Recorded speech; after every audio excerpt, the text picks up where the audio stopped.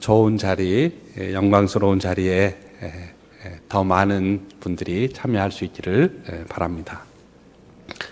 성도 여러분 반갑습니다. 주님의 사랑 안에서 다시 만나 뵙게 되어 진심으로 감사드립니다. 하나님의 뜻을 따라 부족한 저를 지명하시고 또 서울까지 방문해 주셨습니다. 또한 저를 위해 기다려 주시고 또 기도해 주셔서 감사합니다. 성도님들께 하나님의 은혜와 평강이 함께 하시기를 기원합니다. 어떤 모임에서나 첫 만남은 기대감과 설렘이 교차하고 긴장감으로 인해 서로에게 잘 보이고 싶은 마음이 있습니다. 저 역시 마치 선을 보는 처녀처럼 많은 것이 새롭고 또 이 강단에 서는 것도 적응이 되지 않습니다.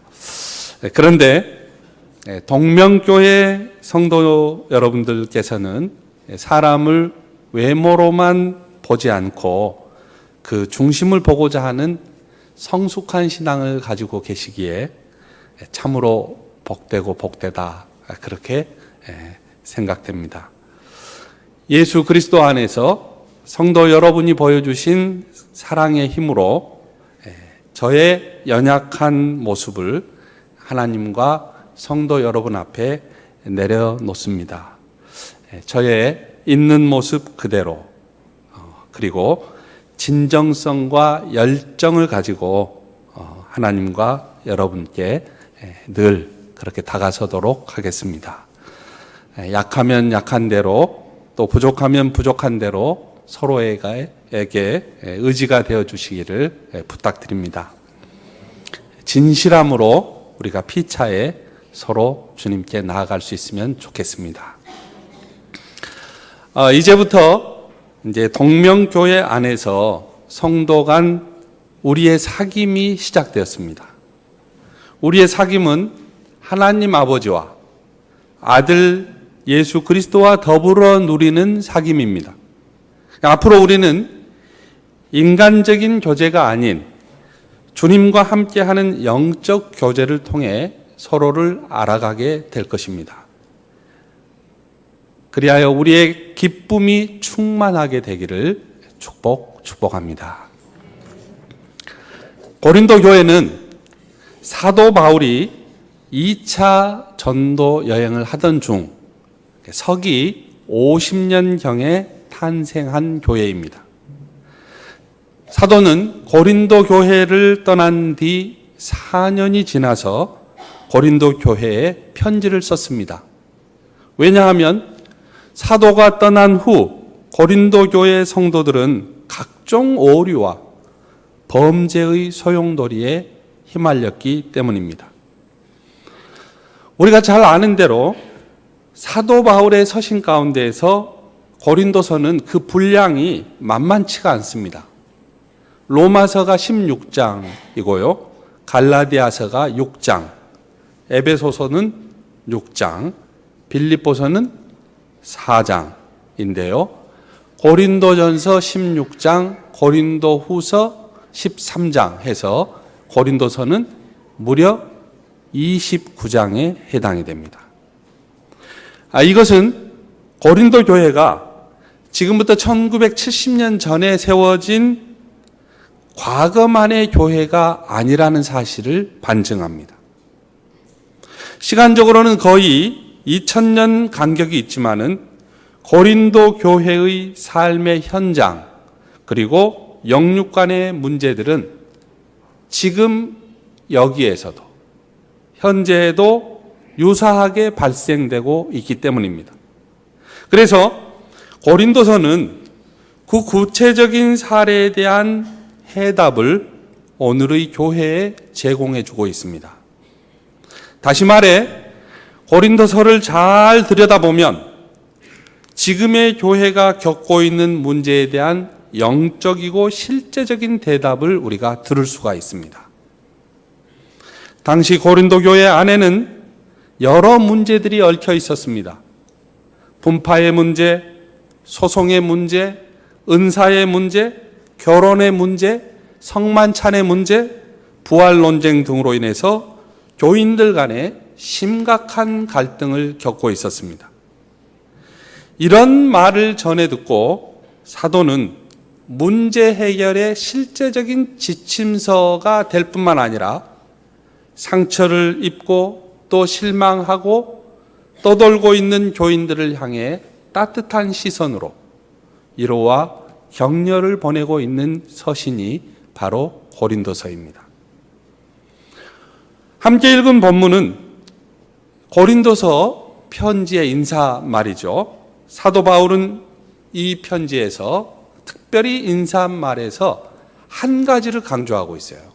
글은 여러 가지 인사말이 되어 있는데 그 한 가지는, 사도가 힘주어 역설하고 있는 한 가지는 교회가 무엇인가, 교회란 무엇인가, 이 물음을 던지고 있는 거예요.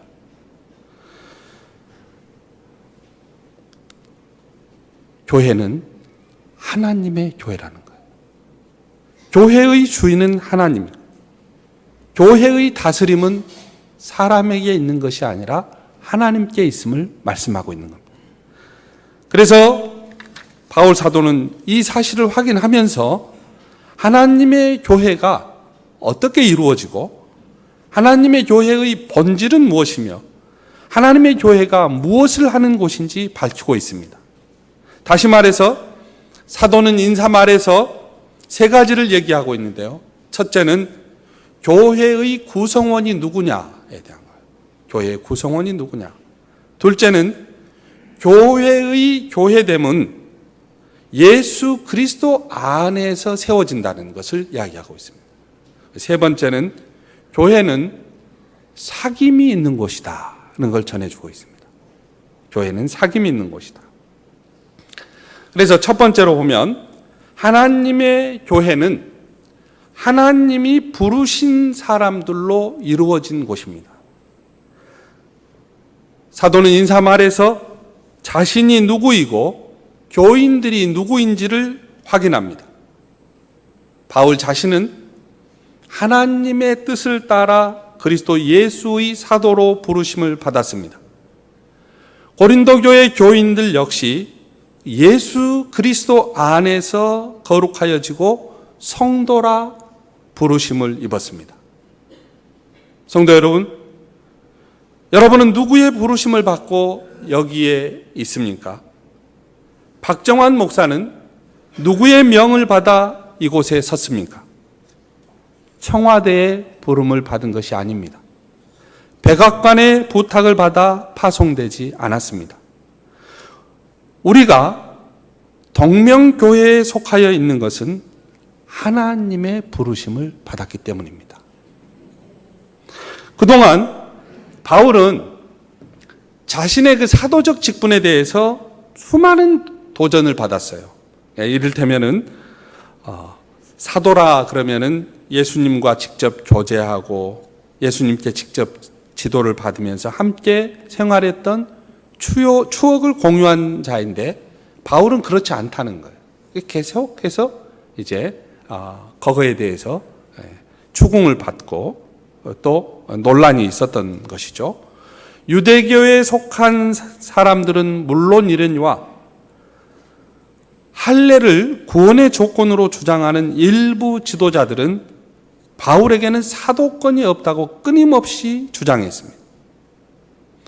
그런데 성경을 잘 읽어보면 바울에 대한 사도권 부정은 더 근본적인 이유가 있었습니다.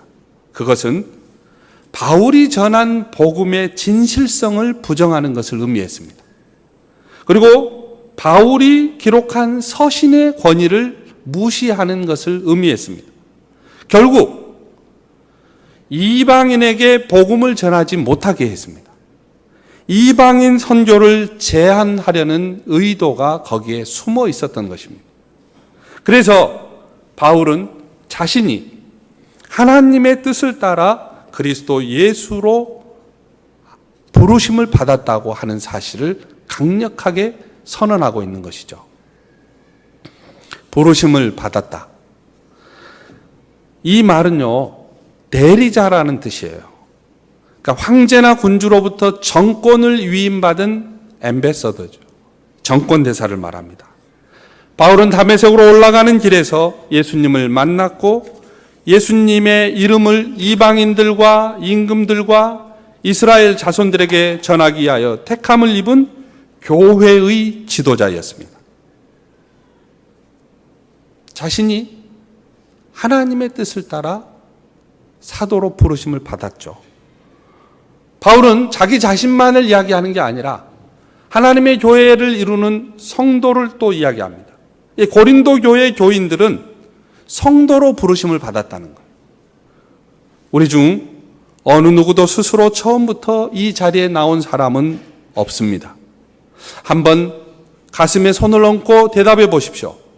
나는 과연 거룩한 무리에 속할 만큼 흠결이 없는 사람인가? 본문에서 사용된 용어 성도는 하나님께 바쳐진 사람 또는 구별된 사람을 의미합니다. 그러니까 하나님의 백성인 거죠. 제약된 세상에서 분리되어 하나님께 바쳐진 자를 의미합니다. 생각해 보십시오. 세상에 죄 없는 사람이 어디에 있습니까? 그런데 하나님께서는 우리를 성도로, 자격 없는 우리가 그리스도 안으로 인도될 수 있도록, 성도의 반열에 설 수 있도록 우리에게 은혜를 주셨던 것입니다. 이보다 더 큰 영광이 어디에 있습니까? 성도로 부르심을 받은 여러분을 축복합니다. 이렇게 하나님의 교회는 교역자와 성도들로 구성되어 있습니다. 특징은 무엇일까요? 하나님의 부르심을 받았다는 것. 우리는 시시한 사람들이 아닙니다. 하나님의 부르심을 받아서 이 자리에서 지금 예배드리고 있는 것이죠. 하나님의 교회는 바로 하나님의 초대를 받고 하나님의 부르심을 받은 사람들로 이루어진다고 하는 사실이에요. 두 번째, 하나님의 교회는 예수 그리스도 안에서 하나님이 직접 세우신 교회입니다. 사도 바울은 고린도에 있는 교회가 하나님의 교회임을 역설합니다. 교회는 하나님의 교회입니다. 그런데 여기서 우리가 바르게 할 필요가 있죠. 2단도, 3단도, 5단도 자신들의 교회를 하나님의 교회라고 하지 않습니까?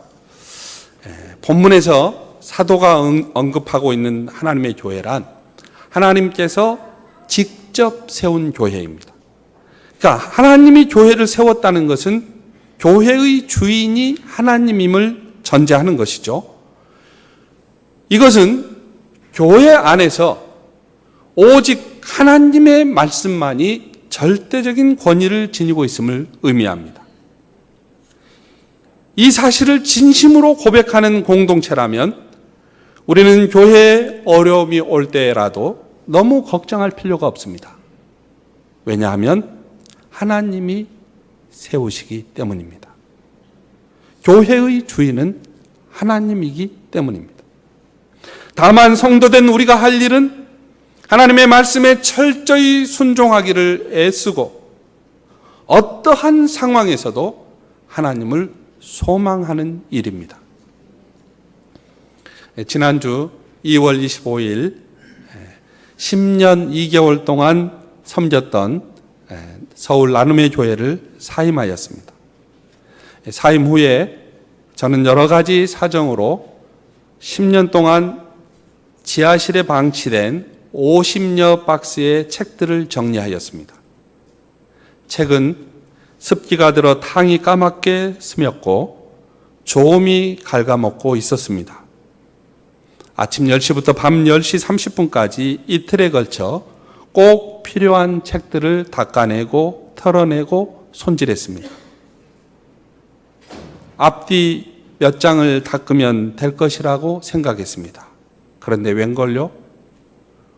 500페이지가 넘는 책들 전부를 목장갑 낀 손으로 일일이 쓸어 주어야 했습니다. 순간 갑자기 눈물이 왈칵 쏟아졌습니다. 책이 아깝고 책에 애착을 가진 제 자신이 슬퍼서가 아니었습니다. 하나님께서 책과 제 자신을 대비시켜 주시면서 제 마음을 녹화하고 계셨기 때문입니다. 하나님은 내가 쓸쓸했던 오랜 세월, 내가 외로워했던 그 세월 동안 내 마음을 한순간도 놓지 않고 만져주셨다고 저희에게 말씀해 주셨습니다.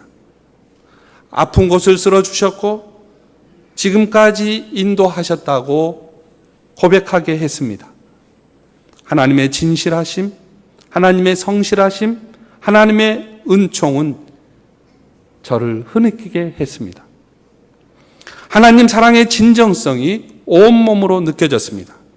그러니까 우리 하나님은 에덴을 쫓겨나는 아담과 하와 그리고 그 후손들을 포기하지 않았던 겁니다. 하나님은 여자의 후손들을 위해 구원의 강물이 흐르게 하셨습니다. 하나님은 인생을 포기하지 않았습니다. 그래서 유일하신 아들을 보내주셨습니다. 책 500쪽을 닦아내는 작업과는 비교할 수 없는 일입니다. 500일이 아니었습니다. 500년이 아니었습니다. 5000년이 아니었습니다.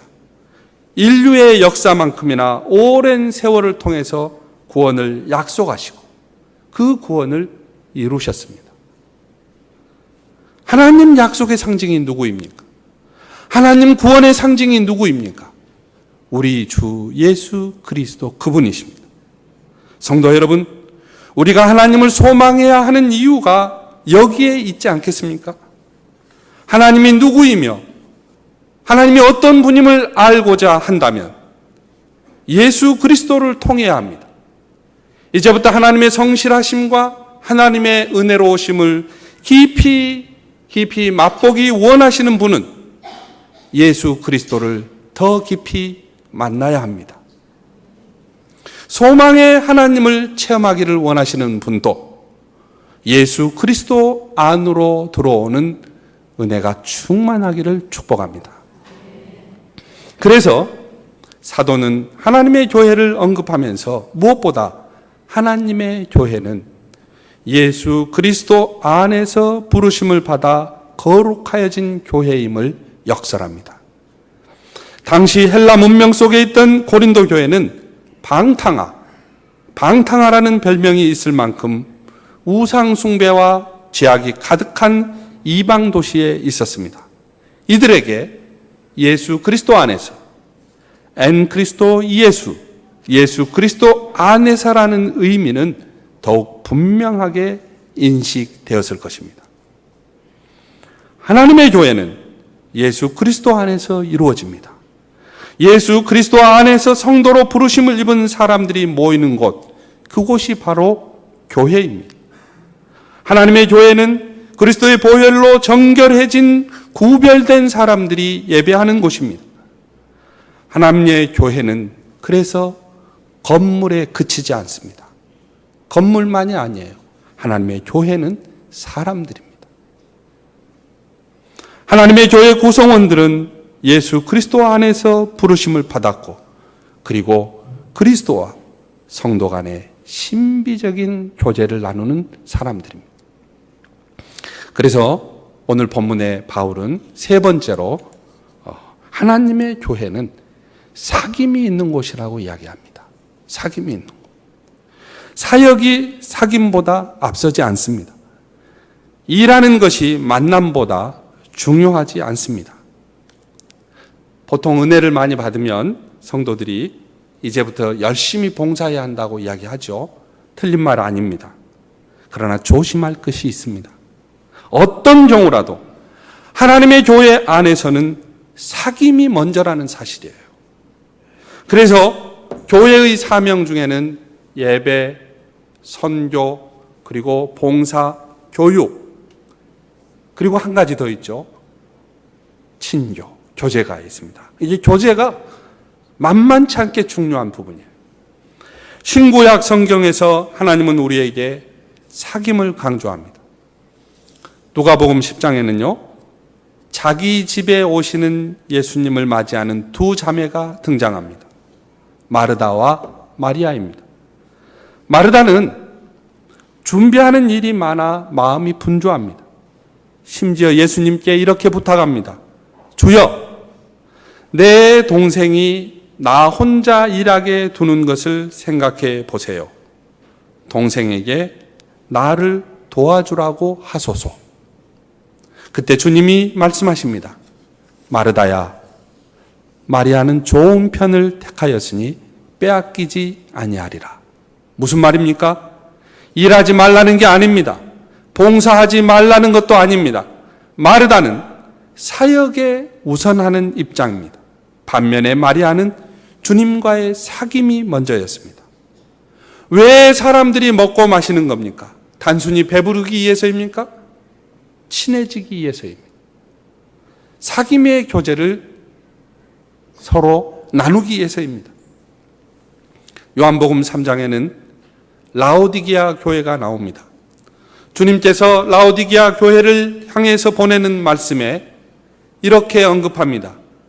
볼지어다, 내가 문 밖에 서서 두드리노니 누구든지 내 음성을 듣고 문을 열면 내가 그에게로 들어가 그로 더불어 먹고 그는 나로 더불어 먹으리라. 주님은 왜 지금 친교를 요청하고 있습니까? 주님은 왜 지금 사귐을 요청하고 있습니까? 주님은 라오디게아 교회가 왜 차지도 덥지도 않는지를 잘 알고 계셨기 때문이에요. 그것은 주님과의 진정한 사귐이 없었기 때문입니다. 부자 교회입니다. 부요하여 부족한 것이 없는 교회였습니다. 그러나 주님은 라오디게아 교회를 향하여 말합니다. 네가 공고한 것과 네가 가련한 것과 네가 가난한 것과 네가 눈먼 것과 네가 벌거벗은 것을 알지 못하는도다. 왜입니까? 부부 사이에도 사귐이 없으면, 대화가 없으면 많은 사람들이 그러대요. 별거 아니라. 주님과의 사귐이 없는 라오디게아 교회의 본 모습이에요. 가련하여, 공고하고, 가진 게 없어요. 물질적으로는 부유한 교회였지만은, 여러분, 우리 교회가 세상의 그 어떤 교회와도 비교할 수 없는 그리스도와의 사귐이 풍부하고 우리들 사이에 사귐이 풍부해서 정말 행복한 교회가 되기를 축복합니다.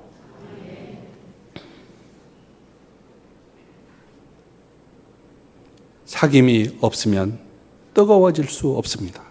하나님의 교회는 사귐이 먼저입니다.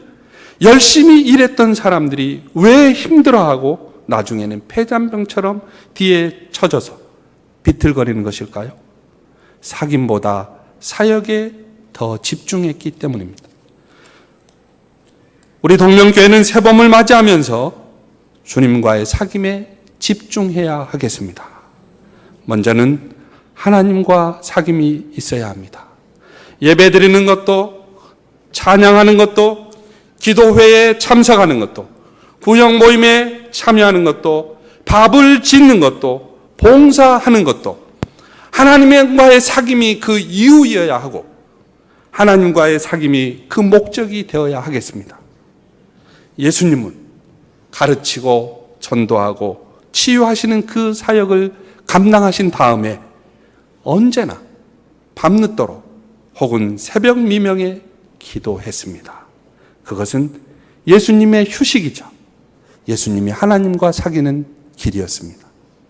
자칫 놓칠 수 있는 하나님과의 사귐에 집중하기 위해서 예수님은 그런 시간을 가졌던 것입니다. 사랑하는 교회 여러분, 우리가 사귐 가운데 있어야 할 대상들이 더 많이 있습니다. 동명교회 성도들 안에서 서로 사귀어야 합니다. 또한 지역교회 안에서도 서로 사귐이 있어야 합니다. 교회와 교회는 경쟁하는 것이 아니기 때문입니다. 그러나 이 부분에 대해서는 제가 조금 더 하면 목사님 설교가 길어요 하실 분이 있으니까 다음 기회에 나누도록 하겠습니다. 오늘 우리는 사도 바울이 고린도 교회에 보내는 편지의 인사말을 통해서 하나님의 교회는 하나님의 뜻에 따라 예수 그리스도 안에서 부르심을 받은 사도와 성도들이 그 구성원이며, 하나님의 교회는 하나님의 사랑과 하나님의 구원과 하나님의 약속이 예수 그리스도 안에서 성취된 하나님이 직접 세운 교회이고, 우리가 하나님과 성도 간에 그리고 이웃 교회와 세계 교회와 사귐 가운데 있어야 한다는 사실을 잠깐 나누었습니다. 성도 여러분, 우리가 진실로 회복되기를 원한다면, 진실로 하나님의 힘으로 우리가 새롭게 되기를 원한다면, 예수 그리스도 안에서 우리를 부르신 하나님의 부르심에 이제 응답해야 하겠습니다. 그리하여 이제 주님과 어떻게 사귐이 회복되고 그 사귐을 어떻게 지속해 나갈 수 있는지, 우리 힘으로 안 되는 그 부분을 어떻게 주님께 도움을 요청해야 하는지, 한 걸음 한 걸음 주님 손잡고 걸음마를 시작하는 우리 교회가 되기를 축복합니다. 봄날 햇살 같은 주님의 은총이 여러분의 가정에도, 여러분의 자녀들 가운데도, 여러분의 하시는 일에도, 계속 기도해온 여러분의 기도 제목 가운데에도 풍성하기를 기원합니다. 기도하겠습니다. 은혜가 풍성하신 하나님,